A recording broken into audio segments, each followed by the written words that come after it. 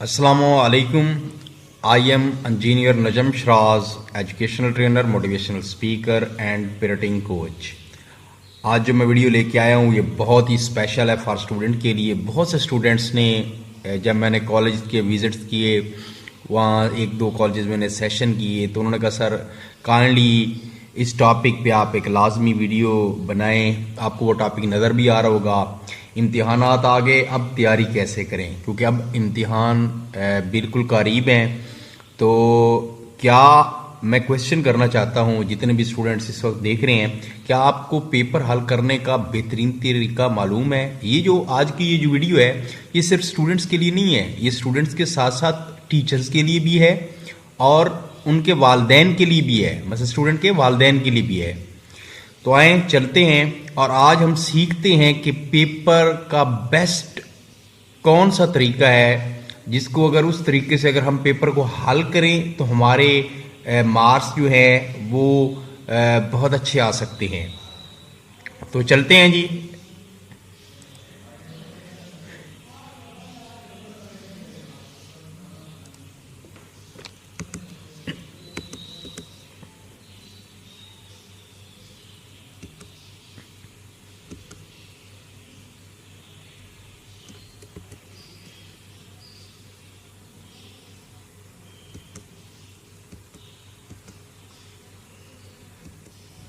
सबसे पहले हम पेपर हल करने से पहले कुछ चीज़ें मैं एक्सप्लेन करना चाहूँगा जो एग्ज़ाम्स के हवाले से बहुत अहम है, और यहाँ पे मैं थोड़ा सा आपकी मेमोरी के हवाले से भी बात करूँगा। और डाटा एंटर जो होता है ना, वो 5 सेंसेस की थ्रू जो है ना वो डाटा आपके दिमाग में एंटर होता है, जिसमें सबसे पहले है टच है, स्मेल है, हेयरिंग है, टेस्ट है और साइट है। यानी आँख की थ्रू डाटा जाता है, ज़बान की थ्रू जाता है, सुनने से जाता है, स्मेल यानी नाक की थ्रू जाता है, और टच करने से ये दिमाग के अंदर। तो सबसे अहम जो चीज़ है जहाँ पे अक्सर मैं बच्चों को हवाले से कहता हूँ कि बेटा आप याद तो करते हैं लेकिन कम से कम उस चीज़ को आप प्रैक्टिकली परफॉर्म भी किया करें। यानी कि जो चीज़ आप देखने से और बाय हैंड करते हैं वो सुनने से उसकी ज़्यादा पावर होती है। तो आप इस चीज़ को एग्ज़ाम बिल्कुल नज़दीक हैं, तो आप अगर कोई क्वेश्चन याद नहीं हो रहा तो उसको लिख के याद करें। अगर कोई चीज़ आपको नहीं है तो यूट्यूब पे है, आप वीडियोस देखें, उसको समझें ये है क्या, ये किस तरह इसका सोल्यूशन है। तो इस तरीके से जो है आपकी वो यादाश्त भी ज़्यादा होगी और वो चीज़ कभी भूलेगी भी नहीं। ये अक्सर क्वेश्चन करते हैं कि सर हम याद करते हैं और भूल जाते हैं। तो आज का जो है ये टॉपिक एग्ज़ाम्स के हवाले से है। तो दिमाग जो है उसको हम 2 हिस्सों में तकसीम करते हैं, एक है कॉन्शियस माइंड और एक है सब कॉन्शियस माइंड। ठीक है, जो कॉन्शियस माइंड होता है वो 10% होता है और जो सब कॉन्शियस माइंड होता है वो 90% होता है। तो नेक्स्ट इसको हम समझते हैं। ये मैं आपको यहाँ पे मैं एक आपको पिक भी नजर आ रही होगी, ये क्या है जी? आप सोचें, ये है जी बेसिकली एक कार है जो पानी में तैर रही है। मुझे बताएं कि आपने बहुत सी कारें आज देखी होंगी, तो क्या आपने कभी ऐसी कार देखी है जो पानी में तैर रही हो? तो अगर आप तवज्जो से इसको आप गौर से देखें तो ये पानी में तैर रही है और ये कार कभी भी नहीं भूलेगी। इसलिए वो चीज़ कभी भी नहीं भूलती जिसको आप एक तवज्जो के साथ, इस तरह कंसंट्रेशन के साथ, इंटरेस्ट के साथ कि वो चीज़ एसोसिएट हो जाए, यानी बिल्कुल अजीब टाइप की, तो देन वो सबकॉन्शियस माइंड में डायरेक्ट जाके चीज़ बैठती है। इस तरह कोई टॉपिक आपको मुश्किल लग रहा है तो उसको इस तरह बनाएं कि वो कभी भूले ही ना। फॉर एग्जाम्पल मैं एक मिसाल आगे फिर देने जा रहा हूँ। ये देखें, ये उल्टा साइकिल आपको नहीं भूल सकते आप इसको। ये बड़ा आदमी जो है इसको आप नहीं भूल सकते। इसी तरीके से ये जो छोटे कद का आदमी आपको नजर आ रहा है ये भी आपको, इसको आप नहीं भूल सकते। तो बड़े कद का आदमी नहीं भूल सकते, छोटे कद का आदमी नहीं भूल सकते, और ये जो उल्टा साइकिल है इसको भी आप नहीं भूल सकते। तो इस तरीके से क्या हो सकता है कि आपकी सबकॉन्शियस माइंड में वो चीज बैठ जाएगी और वो कभी भी नहीं भूलेगी। याददाश्त का इशू उस वक्त बनता है जब आप चीज एक सबक याद करते हैं तो वो कॉन्शियस माइंड से ही रिमूव हो जाता है, तो सबकॉन्शियस तक तो वो जाते ही नहीं है। इसलिए हमें जो है, अब देखें बहुत सी चीजें जब हम पढ़ रहे होते हैं तो बाज़ वक़्त हम एक जगह पे, यहाँ पे एक और टेक्निक सिखाने जा रहा हूँ कि जब भी आप बैठ के पढ़ें तो 30 मिनट से ज़्यादा ना बैठें, थोड़ा सा चलें फिर बैठ जाएं फिर पढ़ें।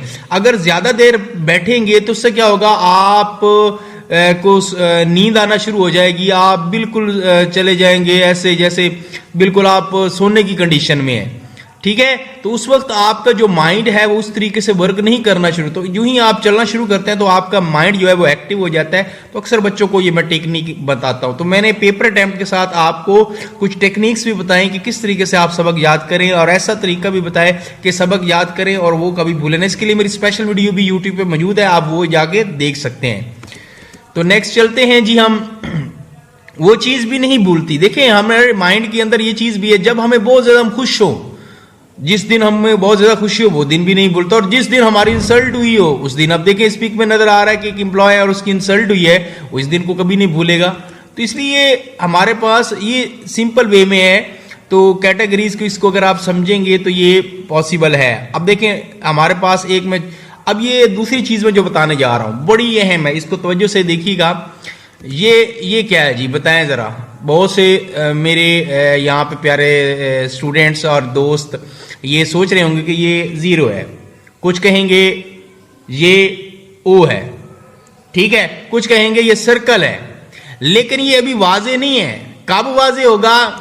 अब ये वाजे होगा, अब ये वाजे होगा कि ये ना तो ये जीरो है और ना ही ये सर्कल है, ये है बेसिकली ये है। कैसे पता चला? जब एन और पी दोनों साइड से यानी लेफ्ट और राइट से जो है इसका पता चल गया, क्योंकि इधर जो हमारे पास एन है दूसरी साइड पे पी है, तो पता चला कि एन ओ पी। तो इस तरीके से बच्चे का जो पता चलता है वो लेफ्ट और राइट से। इसलिए हमेशा अच्छे दोस्त जो पढ़ने वाले हों, जो आपको मोटिवेट करें कि जिंदगी में कुछ करना है, कुछ आगे बढ़ना है, तो ये बड़ी इंपॉर्टेंट है, ये बड़ी चीज अहम है कि दोस्तों का वो सर्कल बनाए जो आपको पढ़ाई पे तरगीब दें, आपको पढ़ने पे तवज्जो दें कि जी हाँ जी पढ़ना है, हम मिल के पढ़ते हैं, हम ग्रुप स्टडी करते हैं।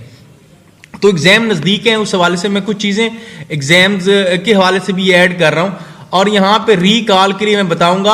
अब देखें बहुत अहम है जी, एग्जाम बिल्कुल नजदीक है। अभी आपने डाइट पे कोई जंक फूड्स आपने नहीं खाने, आपने डाइट पे बड़ी तवज्जो देनी है, आपने नींद पे बड़ी तवज्जो देनी है, पूरे आपने 7 से 8 घंटे सोना है। ये इस चीज पे फोकस नहीं करना पूरी पूरी रात आपने जागना है, और जी जाग क्या करना है जी, आप उसको जागते रहें, और जागने के बाद क्या है जी आप और सुबह उठे, फिर सुबह भी आप क्या कहते हैं, आपका माइंड फ्रेश नहीं है और आप सोने के मूड में है। तो इसलिए पूरी नींद करें। जब पूरी नींद करेंगे तो क्या होगा, आपका माइंड रीस्टार्ट सही तरीके से होगा, उसकी मेमोरी बढ़ेगी।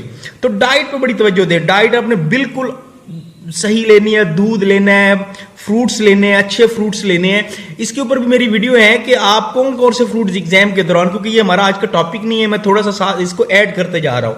तो आपने फ्रूट्स का बड़ा इस्तेमाल करना है, कोई जंक फूड का इस्तेमाल नहीं करना, आपका स्टॉमक अपसेट हो सकता है, आप बीमार हो, क्योंकि एग्जाम बिल्कुल नजदीक होते हैं, तो पूरे साल की मेहनत जो है यहाँ पे जाया हो सकती है। और दूसरी आपकी मेमोरी के ऊपर इसके बड़े असरात होते हैं। और मीठा थोड़ा सा खाना है, यहाँ पे मैं एक बड़ी बात ऐड करने जा रहा हूँ, बड़ी इंपॉर्टेंट बात है, जो मेरे असातिज़ा मुझे कहते थे कि एग्जाम्स जब हो रहे हों या एग्जाम से पहले थोड़ी सी स्वीट डिश का थोड़ा सा आप टेस्ट ले सकते हैं, वो डेली खाया करें, इसके अभी बड़े असरात होते हैं मेमोरी के ऊपर।